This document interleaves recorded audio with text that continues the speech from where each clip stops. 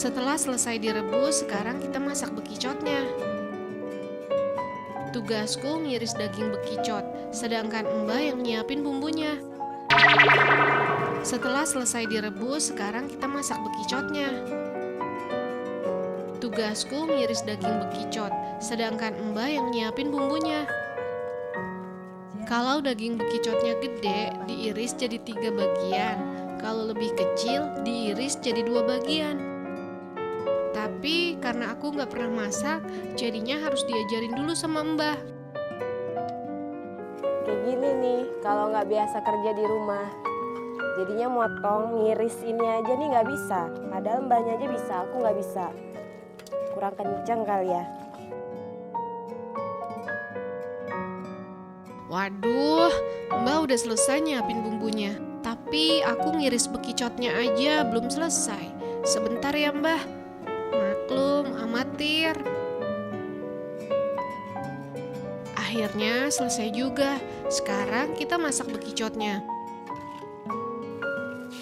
Pertama-tama kita tumis bumbunya sampai harum. Lalu kita masukkan bekicotnya. Dimasak sampai kuahnya hampir habis.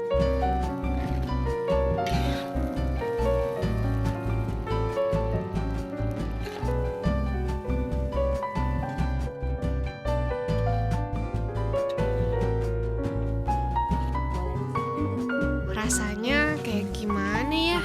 Aku coba kuahnya ya Mbah. Enak kok mbah, Enak. rasanya pas, gurih. Sekarang nyoba daging bekicotnya. Belum pernah makan bekicot, mau coba dulu.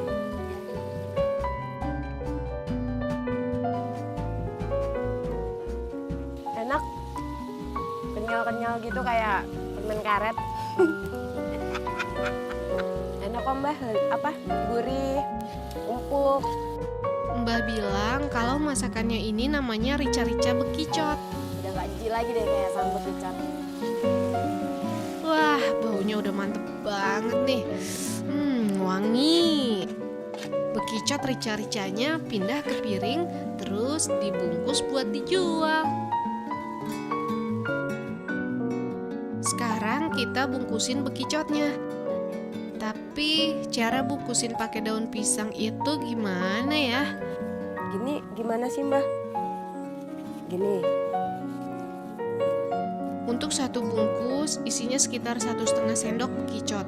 Lalu daunnya disemat pakai batang lidi yang dipotong kecil.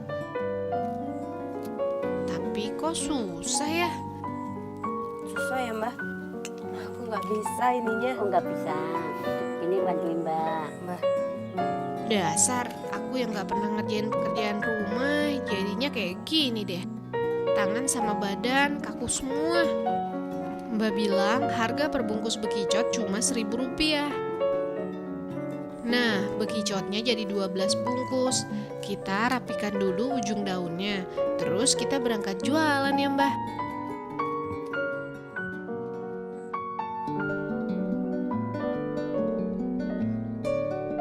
bekicot, bekicot, 1.000 aja.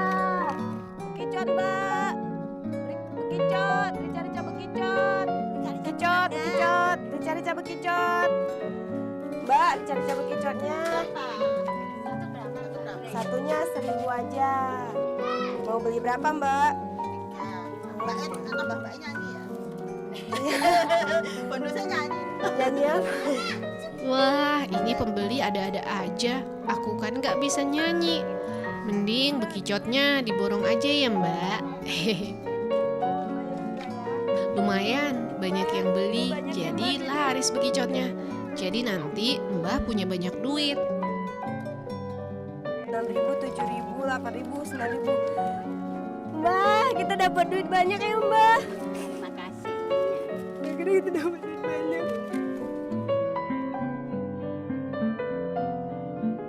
Uang yang Mbah peroleh dari hasil jualan bekicot biasanya dipakai buat beli beras. Kalau masih ada sisa uang, ya dipakai buat beli gula atau bumbu dapur. Bekicotnya mbak. Beli Mbak. Ya, mau berapa mbak? Berapa? Satunya 1.000 mbak. jadi 3. Akhirnya bekicotnya laku semua.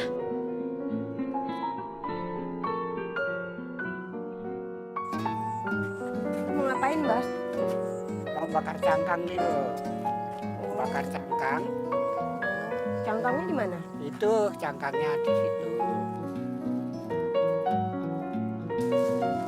Biar nggak numpuk jadi sampah, ternyata cangkang bekicotnya sama Mbah dibakar buat dijadikan pupuk. Sekarang kita siapin dulu ranting kayu sama cangkang bekicotnya.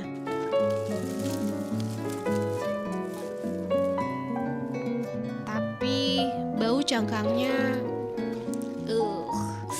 gak enak banget. Mbak kerjanya ada-ada aja. Udah kemarin nyari-nyari bekicot. Sekarang bekicotnya udah dimasak. Disuruh bakar cangkangnya. Iya memang begitu. Gila panas banget. Ya nggak tahu, nggak mengganggu tetangga. Ada benernya juga sih, biar nggak jadi limbah dan ganggu tetangga, makanya sama Mbah dibakar. Nah, Di mataku Mbah hebat, karena beliau masih peduli sama lingkungannya. Cangkang ini harus dibakar sampai warnanya putih, lalu dihancurkan jadi bubuk. Harga pupuk per karungnya sama Mbah dijual sekitar Rp10.000 saja. Ini hasil cangkang bekicot yang udah aku sama Mbah bakar di sini. Ini nanti mengering, terus hasilnya jadi kayak gini, memutih, dikeringin. Biasanya para petani yang ingin membeli pupuk dari cangkang bekicot harus memesan dulu. Karena proses pembakarannya beberapa kali. Agar dapurnya tetap mengepul, pekerjaan apapun akan dilakukan, termasuk mencari bekicot dan mengolahnya jadi masakan